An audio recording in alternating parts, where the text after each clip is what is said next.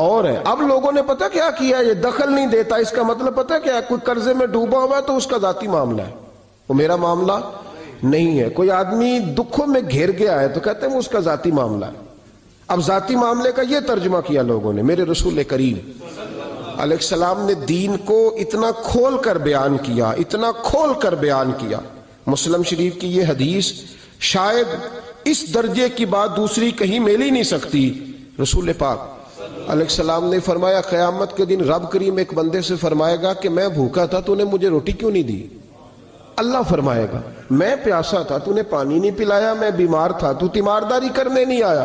بندہ عرض کرے گا مولا تو کھانے سے, پہننے سے, پینے سے, بیمار ہونے سے بے نیاز ہے, یہ کیسے ہو گیا؟ تو رب کریم فرمائے گا وہ تیرے پڑوس میں جو میرا بندہ بیمار تھا, وہ جو بھوکا اور پیاسا تھا, تو بس تجھے سمجھ ہی نہیں آئی. اتنے بڑے لفظ آپ کو حدیث میں دوسرے, اور صحیح مسلم کی حدیث ہے, فرمایا میں بھوکا تھا, میں پیاسا تھا. کہ جب آپ کسی کے ذاتی معاملات میں مداخلت کرتے ہیں تو آپ کو پریشانی اٹھانی پڑتی ہے, لیکن نیکی ہوتی تب ہے جب آپ پریشان ہوتے ہیں. جب آپ کسی کا ذاتی معاملہ لیتے ہیں نا, ہمارے یہاں پتہ کیا حال ہے, وہ پیر صاحب باقی تو ہر معاملے میں مرید سے توقع رکھتے ہیں کہ وہ میرے ہر معاملے میں دخل اندازی کرے. یعنی میں اگر روڈ پہ نکلوں تو استقبال بھی کرے, اور میں چندے کا اعلان کروں تو چندہ بھی دے, میری جماعت کو بھی آگے بڑھائے. لیکن اس کا کوئی مسئلہ ہے تو پھر اس کا ذاتی ہے. جو لوگ آپ کے دائیں بائیں ہوتے ہیں نا, آپ کے خدمت گزار ہوتے ہیں, آپ کے ساتھ اٹیچ ہوتے ہیں, ان کے اگر اوپر غربت آتی ہے, پریشانی آتی ہے, آزمائش آتی ہے, تکلیف آتی ہے, تو وہ ان کا ذاتی معاملہ نہیں. میرے نبی پاک نے اسے ذاتی معاملہ نہیں کہا. حضرت ربیعہ بن کعب کی وہ حدیث تو سارے لوگ سناتے ہیں کہ وضو کرایا کرتے تھے تو نبی پاک نے فرمایا کچھ مانگ لے. انہوں نے جنت میں نبی پاک کا پڑوس ہی مانگ لیا, یہ بخاری میں موجود ہے. لیکن وہ والی حدیث بھی پڑھو کہ جب نبی پاک نے انہیں کہا کہ ربیعہ تو مجھے وضو کراتا رہتا, شادی کیوں نہیں کرتا؟ حضور نے نہیں فرمایا کہ اس کا ذاتی معاملہ ہے, میں شادی کراؤں گا, میں اس کام میں کیوں آؤں گا, شادی کیوں نہیں کرتا؟ عرض کی حضور کوئی کاروبار نہیں, کوئی معاملہ نہیں, کوئی رنگ روپ نہیں, اور آپ کی خدمت سے بھی رک جاؤں گا. کہتے ہیں حضور خاموش ہو گئے. اگلے دن پھر پوچھا نکاح کیوں نہیں کرتے؟ میں نے کہا حضور نہ کاروبار ہے, نہ گھر ہے, نہ مکان ہے, نہ رنگ روپ ہے, کون رشتہ دے گا؟ جب میں یہ کہہ کے باہر نکلا نا, حضور خاموش ہو گئے. تو میرے دل میں خیال آیا, ربیعہ تو بحث کیوں کرتا ہے اور ان کو بتاتا ہے جنہیں اللہ نے سارا کچھ ہی عطا فرمایا ہوا ہے. حضور کہتے ہیں شادی کیوں نہیں کرتا؟ تو چپ کر کے کہہ دے محبوبہ جیسے دل کرتا ہے ویسے کر دے, تو آگے سے دلیلیں دیتا پھرتا ہے. یہ بھی کو بات ہوئی. فرماتے ہیں اگلے دن میں نے ارادہ کر لیا, حضور نے اگر آج کہا تو کہہ دینا یا رسول اللہ جیسے دل ہو کرے. میں نے وضو کرایا, میرا خیال تھا حضور یہاں روک کے کہیں گے, یہاں روک کے کہیں گے, پر حضور نے آج بات ہی کوئی نہ کی.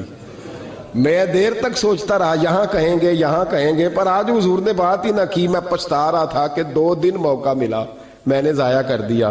فرماتے ہیں وضو پورا کرا کے جب میں باہر نکلا, دروازے تک پہنچا تو محبوب نے آواز دی, بات سن. میں ٹھہر گیا. فرمایا شادی کیوں نہیں کرتے؟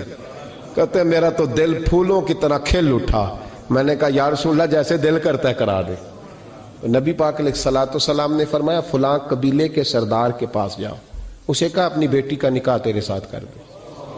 کہتے میں گیا, تھوڑی دیر کے لیے توقف کیا انہوں نے, لیکن پھر وہ راضی ہو گئے. میں واپس آیا, سنو یہ جی اس کا ذاتی معاملہ ہے, لیکن نبی پاک نے دیکھا کہ اس کو ضرورت ہے میری, اس کا نکاح نہیں ہو رہا, گھر نہیں آباد ہو رہا, تو حضور نے پورا کردار ادا کیا. میرے محبوب کریم علیہ الصلوۃ والسلام نے حضرت حارثہ بن نعمان کو بلایا. فرمایا تیرا ایک مکان خالی ہے؟ کہ یا رسول اللہ ہاں. فرمایا یہ میرے ربیعہ کو دے دے, اس میں رہا کرے گا, دلہن کو لائے گا. حضرت بریدہ اسلمی کو بلایا. فرمایا ایک کھجور کی گٹھلی کے برابر سونا چاہیے. یا رسول اللہ کس لیے؟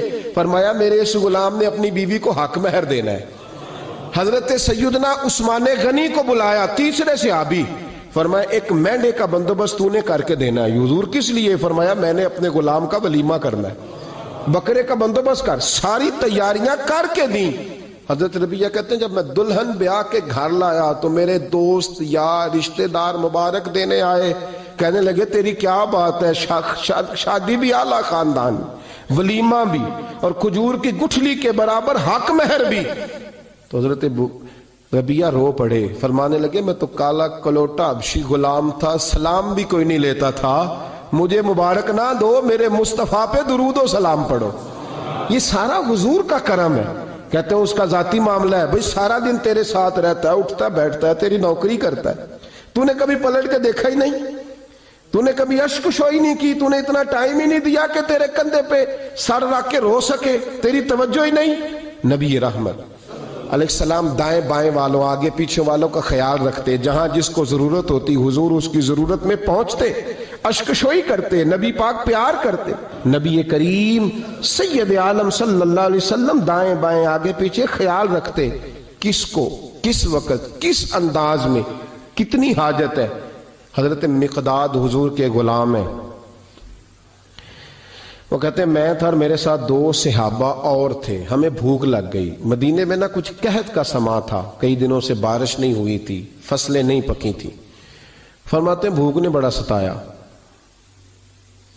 ہمارا یہ طریقہ تھا کہ جب ہمیں شدید بھوک لگتی تھی تو ہم کسی صحابی سے کوئی مسئلہ شرعی مسئلہ دریافت کرتے تھے۔ یہ اب جا کے ہر قاری صاحب پہ ہر امام صاحب پہ فیٹ نہ کر دینا بات، آپ باتیں سنتے ہیں پھر ترجمے اپنی مرضی کے کرتے ہیں، جا کے ہر مولوی صاحب پہ فیٹ نہ کر دینا۔ کہتے جب مسئلہ پوچھتے تھے نا کسی صحابی سے تو پہلے روٹی کھلاتا تھا پھر مسئلہ بتاتا تھا۔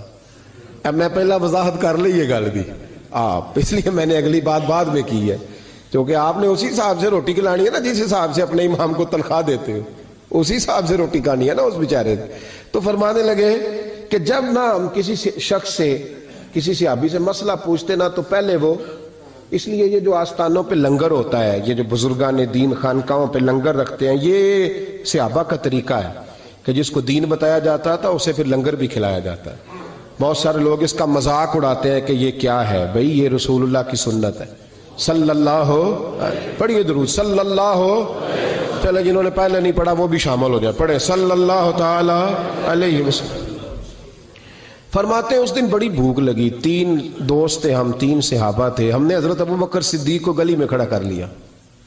سب صحابہ کے حالات کچھ نہ کچھ ان دنوں میں نا ٹائٹ تھے، کمزوری تھی، چونکہ فصلیں نہیں تھی، بارشیں نہیں تھی۔ ابوبکر ایک مسئلہ پوچھنا ہے، کہتے کھڑے کھڑے جناب صدیق اکبر نے کہا پوچھو، پہلے روٹی بھی ساتھ پوچھتے تھے، کہنے لگے چلو پوچھو، کہتے مسئلہ پوچھا اور بتا کے رخصت ہو گئے۔ پھر ہم نے حضرت عمر سے پوچھا، انہوں نے بھی سوال کا جواب دیا پر کھانا نہ پوچھا۔ پھر 2-3 اور لوگوں کو ہم نے ٹٹولا، لیکن اس دن سب نے مسئلہ ہی بتایا، روٹی نہیں پوچھی۔ حضرت مقداد کہتے ہیں ہم نے پروگرام بنایا حضرت عبد الرحمن ابن عوف سے مسئلہ پوچھنے کا، تو میرے ساتھ والے دونوں کہنے لگے بس کر، بڑے آزما لیے، اب چل سیدھا دروازہ رسول پہ چلے۔ اب مسئلہ پوچھنا ہے تو ان سے پوچھنا جن سے سن کے ساری دنیا مسئلے بتاتی ہے، انہی سے پوچھتے ہیں، ڈائریکٹ چلتے ہیں۔ کہتے ہیں ہم آئے مسجد نبی میں، حضور بیٹھے تھے، حضرت مقداد کہتے ہیں ہماری بکریوں کے تھنوں میں دودھ خشک ہو گیا تھا، حضور تشریف فرما تھے، السلام لی، دست بوسی کی، اتحیات میں بیٹھ گئے، حضور ایک مسئلہ پوچھنا تھا، حضور مسکرائے، فرمانے لگے لگتا ہے بھوک لگ رہی ہے تم تینوں کو، مجھے مسئلے کی سمجھ آ گئی، بھوک لگی ہوئی ہے یا رسول اللہ بڑی؟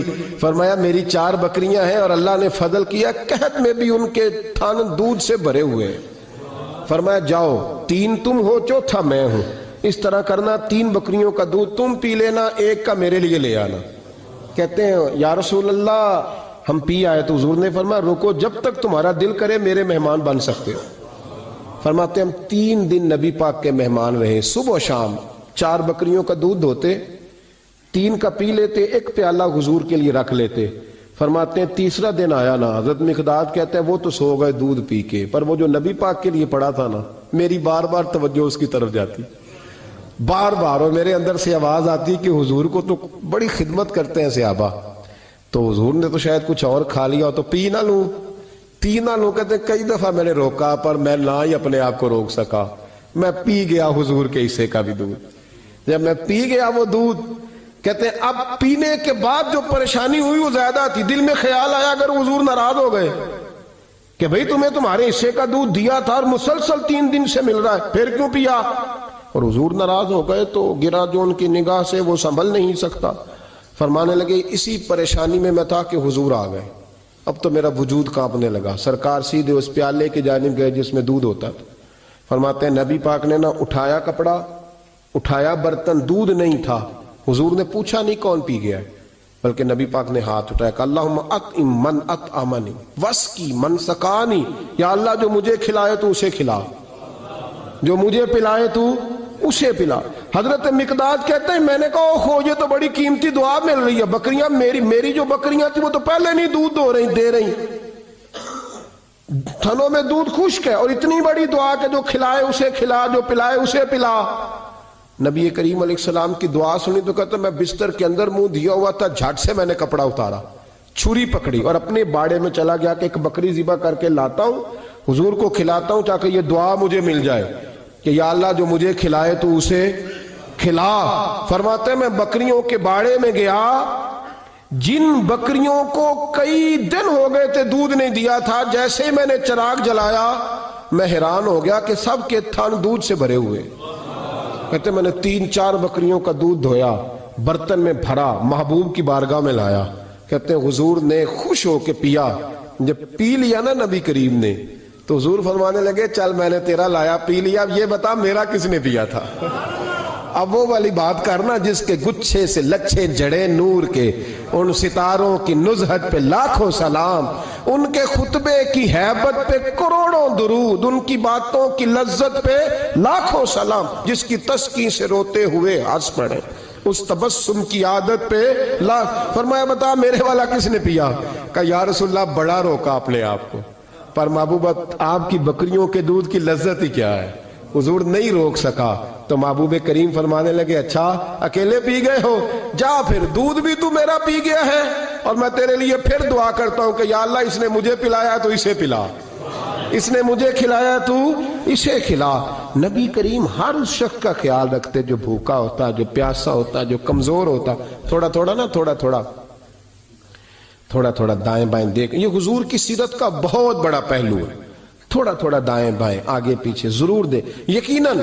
यकीनन जब आप किसी के काम आते हैं तो आपको आजमाइश से गुजरना पड़ता है।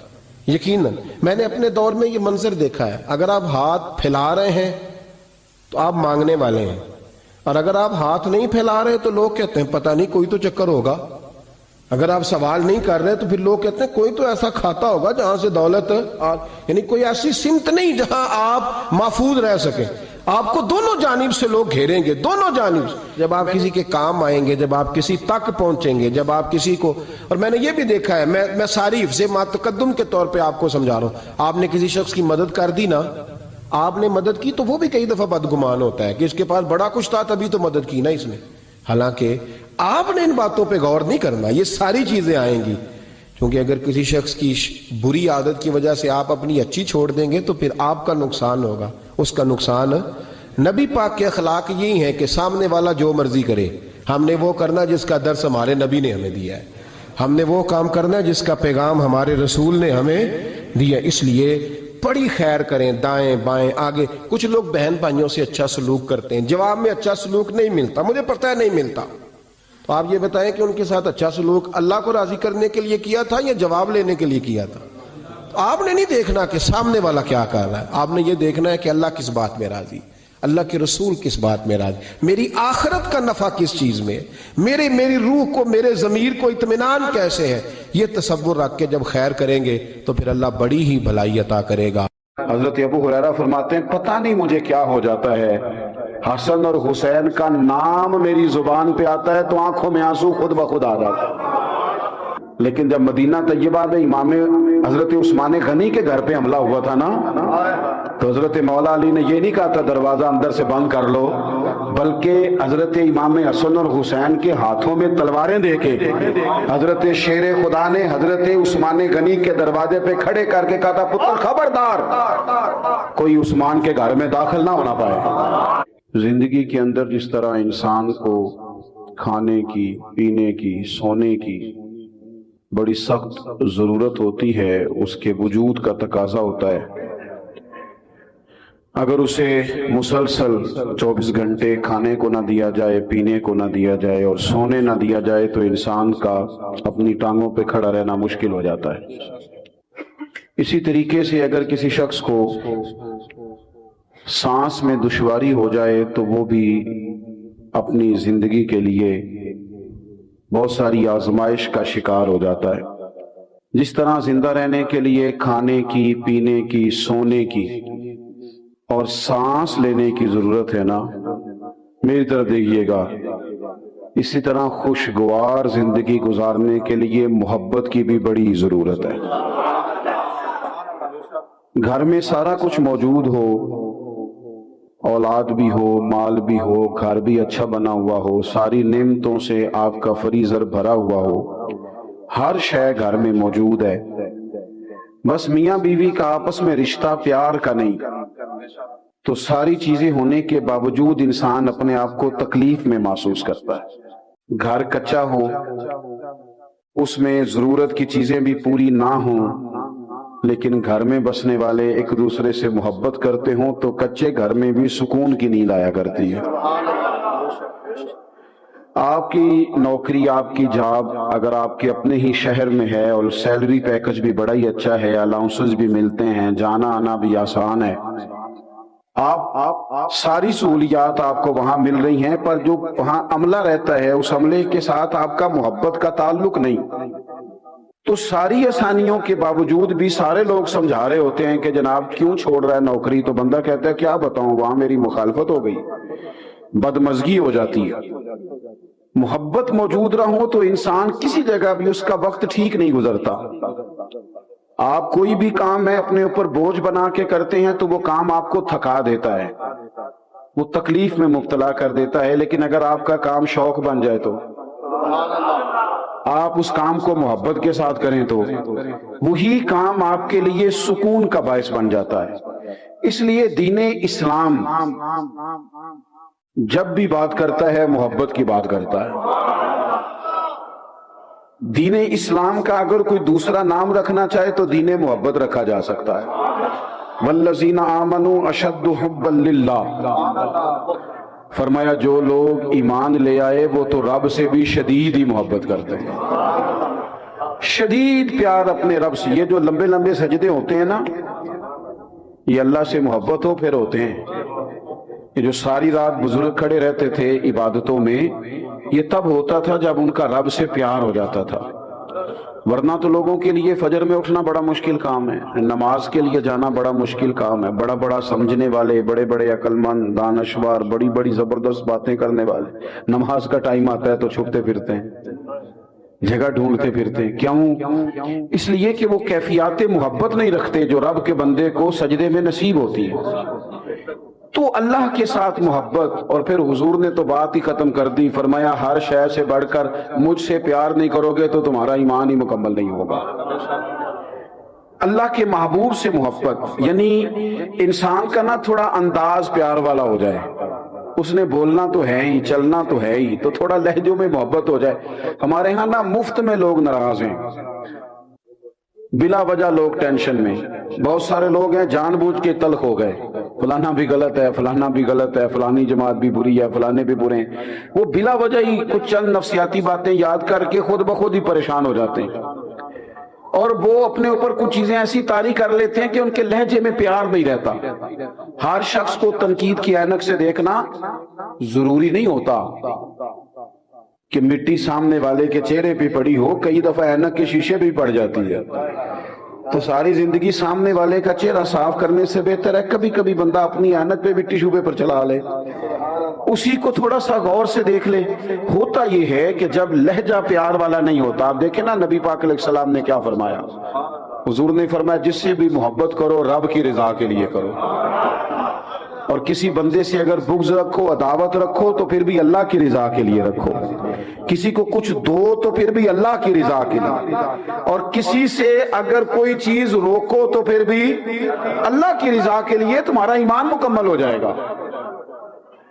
हमारे यहाँ ना कोई लंबी चौड़ी लड़ाइयां नहीं होती, खानदानों में, गली मोहल्लों में, दोस्तों में लंबी चौड़ी, कोई किसी ने कत्ल नहीं किया, कोई करोड़ों रुपया नहीं दबाया, कुछ भी नहीं, छोटी छोटी बातों की वजह से तल्ख हो जाते हैं, ऐसे ही हल्की फुल्की बात से, कोई ऐसा मसला नहीं। हजरत उमर बिन अब्दुल अजीज गुजर रहे थे, लकड़ी के जूते पहने हुए थे, एक बंदे के पैर पे पैर आ गया, बंदा सोया हुआ था, उसने फौरी तौर पे कहा अंधे हो।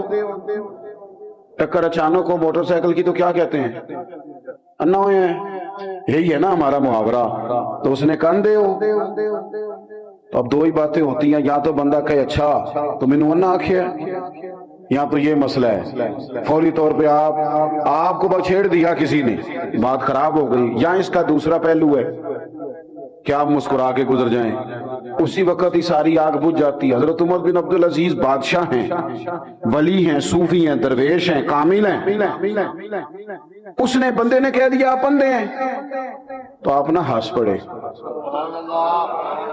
کم ویسے اوکھا ہی جی انجا سنا، ویسے مشکل بات ہے، یعنی کوئی آپ کو اندھا کہے اور آپ جواب میں، یہ کام مشکل ہے، ہنس پڑے اور بڑا ہی پیارا ہنس کے کہنے لگے نہیں نہیں بزرگوں مجھے نظر آتا ہے۔ وہ جو قریب دو چار لوگ تھے نا، یہ کیتلی ہمیشہ چائے سے زیادہ گرم ہوتی ہے، وہ جو دائیں بائیں دو تھے نا انہوں نے تلواریں نکال لی، فرمایا تمہیں کیا ہوا؟ کہنے لگے اس گستاخ نے آپ کو اندھا کہا ہے۔ آپ فرمانے لگے نہیں انہوں نے تو نہیں کہا۔ کہا جناب کہا ہے؟ فرمایا نہیں کہا۔ جناب کہا ہے؟ فرمایا بابا تم سے باتیں کر رہا تھا مجھ سے کر رہا تھا۔ نے کہا حضور بات تو آپ سے ہی کر رہا تھا پر اندھا کہا ہے۔ آپ فرمانے لگے نہیں نہیں مجھے نہیں اندھا کہا، بابا جی نے تو ایک سوال پوچھا ہے، بابا جی نے پوچھا آپ اندھے تو نہیں، تو میں نے کہہ دیا نہیں مجھے نظر آتا ہے، اس میں لڑائی والی کون سی بات ہے؟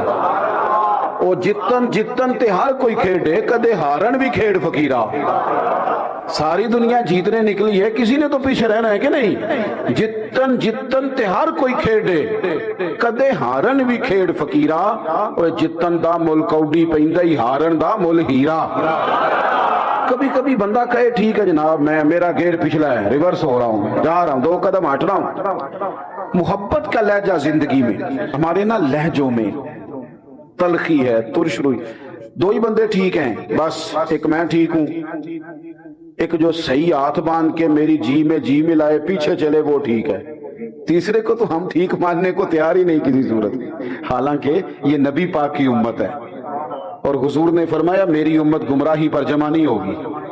یہ نہیں ہو سکتا ساری دنیا غلط ہو جائے، لیکن ہمارا مزاج ہے، ہر محکمہ دوسرے محکمے کو برا کہتا ہے، شہروں کی کہاوتیں بنا لی ہیں، اچھا تو ہوا جو لاہور کا رہنے والا، اچھا تو گجرانوالہ کا جو ہوا، اچھا تو بلکہ میں ایک جگہ پہ چلا گیا تو کھانا کچھ بعض اوقات نہیں گھروں میں ٹھیک پکتا، ان کا بھی کچھ تھوڑا سا وہ ٹھیک ہی پکا ہوگا، ہماری طبیعت کا نہیں تھا، کچھ لوگ نمک زیادہ استعمال کرتے ہیں، کچھ علاقوں میں نمک ہر جگہ، ہمارے ہاں جو گورا زیادہ ہو اسے زیادہ سونا کہا جاتا ہے، افریقہ میں جتنا زیادہ کالا ہو اتنا زیادہ سونا ہوتا ہے، تو اپنے اپنے علاقائی، تو وہ کھانا انہوں نے کچھ تھوڑا سا اپنے ٹیسٹ سے بنایا تھا، بہت اچھا تھا، کوئی تنقید نہیں، اللہ تعالیٰ ہمیں معاف کرے، لیکن وہ مجھے کہتے کھاؤ جی، میں نے کہا جی کھا لیا طلب کے مطابق، پھر کہنے لگے گجرانوالے دے بندے دے کھاندے ہی بڑا نے کھاؤ، میں نے ان سے کہا آپ تنقید نہ کریں، اور جتنی میری طبیعت تھی، مسجد میں اونچا نہیں ہنستے جی منع ہے، مسکرا سکتے ہیں آپ، وہ کھاؤ جی،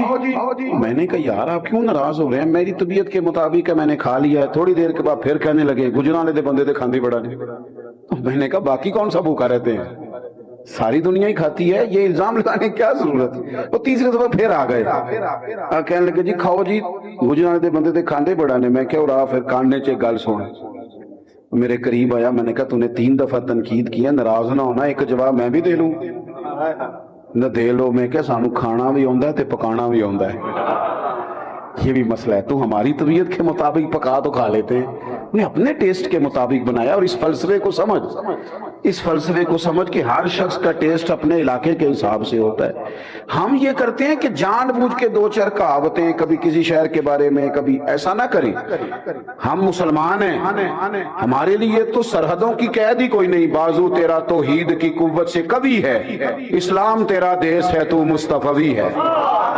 ہم نے تو اپنی طبیعت اس طرح کی بنانی چاہیے کہ لہجے میں پیار ہو، محبت ہو، وارفتگی ہو، اور یہ تقاضا دین کا ہے۔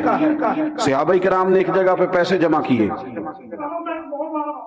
اور پیسے جمع کر کے نبی پاک صلی اللہ علیہ وسلم کی بارگاہ عالی مرتبت میں پیش کیے۔ آپ کی توجہ ہے میری بات پر؟ پیسے جمع کر کے حضور کی بارگاہ میں پیش کیا، عرض کی حضور یہ نذرانہ ہے، یا رسول اللہ صلی اللہ علیہ وسلم یہ نذرانہ ہے، ہم نے دیکھا ہے کہ آپ کے ہاں اخراجات بہت ہیں، 9 ازواج مطہرات گھر میں ہیں، شہزادیاں ہیں، ان کی اولادیں، مہمان بڑی کثرت سے آتے ہیں، اور ظاہری وسائل تھوڑے ہیں، تو حضور ہم نے ارادہ کیا ہے کہ ہر مہینے یہ نذرانہ پیش کریں گے۔ सहाबा बड़े खुलूस से वो लेके आए और साथ बड़े दर्द से अर्ज की, हुजूर आपने हमारे लिए बड़ा कुछ ही किया, या रसूलल्लाह बड़ी तबलीग की, बड़ी तवज्जो फरमाई, बड़ा करम फरमाया, आपने बड़ा कुछ ही किया है, तो हम भी चाहते हैं थोड़ा सा नजराना हर महीने। सहाबा अभी बात ही कर रहे थे कि अल्लाह ने कुरान पाक नाज़िल फरमा दिया, फरमाया कुल ला अस्अलुकुम अलैहि अजरा, ए महबूब आप इनसे फरमा दें कि मैं तबलीग दीन पर तुमसे कोई अजर नहीं मांगता, इल्लल मवद्दत फिल कुर्बा, बस ये जो मेरे करीबी हैं ना, इनसे प्यार करते रहना, इनसे मोहब्बत करना, इनसे प्यार करना, इनकी मोहब्बत तुम्हारे दिलों में मौजूद हो। देखो हुजूर के असहाब और औलाद, इनकी मोहब्बत ईमान है। कभी किसी जगह पे देखना बड़ी बात की हुजूर ने हजरत सिद्दीक अकबर के बारे में, बड़ी मैं अक्सर कहता हूं कि इससे बड़ी भी कोई बात होगी कि महबूब फरमाते मैंने सब के एहसानों के बदले चुका दिए, अबू बकर का हाथ पकड़ के रब की बारगाह में पेश करूंगा, मालिक तू ही इसे बदला अता फरमा। इतना बड़ा आदमी, हमारे दिल में कितनी को अकीदत होनी चाहिए। और हजरत उमर, हुजूर ने रब से मांग के लिया, जनाबे उमर हुजूर ने मांग के लिया है, और महबूब फरमाने लगे ये मेरा उस्मान है, इससे तो फरिश्ते भी हया करते हैं, और ये अली हैं, फरमाया दुनिया और आखिरत में मेरे भाई का नाम अली है। दोस्तों अब ये क्यों हुजूर ने फजाइल बयान की, हमारे दिलों में मोहब्बत बैठे। हमने ना हर चीज को एक इवेंट के तौर पर, एक दिन के तौर पर मनाना शुरू कर दिया। मुहर्रम शरीफ आया, दिन मनाओ दिन। हमारे सदर वजीर आजम साहब बयान देंगे मुहर्रम पे बयान, भाई आप अपना बयान अपने पास रखें, आपके बयान देने से क्या होता है। आम जो दुनियादार लोग हैं उनका लहजा ये है कि वो मुझे कहा था, दोस्त ने फलाने ने कहा था, मैंने दिया 5000 महफिल में, मेरा भी हिस्सा है। कई दफा बड़ा दिल दुखता है, मुहर्रम की नियाज पकाते हैं लेकिन गरीब लोग पैसे डाल के, तगड़े बंदे तो सियासी जलसों में जाते हैं, वो तो मिलाद की महफिल में भी नहीं आते। उनकी गाड़ियां उस वक्त खराब नहीं होती जब सियासतदानों का जलसा होता है, फिर वो टूट फूट का भी शिकार हो जाए, मसला कोई नहीं। हमारी खास अकीदत हुजूर की औलाद से होनी चाहिए, हमारे दिलों में जज्बात होने चाहिए, हसनैन करीमैन का प्यार होना चाहिए। और संगियों सुनो,